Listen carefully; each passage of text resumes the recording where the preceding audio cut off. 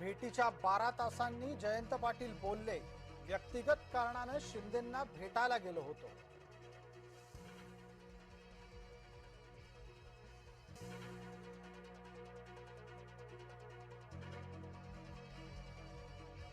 सुप्रिया सुळे नवी दिल्लीत आंदोलनस्थळी पोहोचल्या. सोनम वांगचुक यांना केला उपोषण सोडण्याचा आग्रह.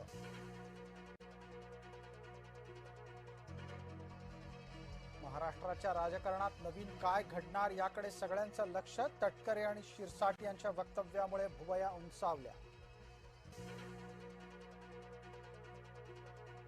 पार्थ पवार पोचले फडणवीसांच्या भेटीला. महायुतीतले गैरसमज मिटवण्याचा केला प्रयत्न.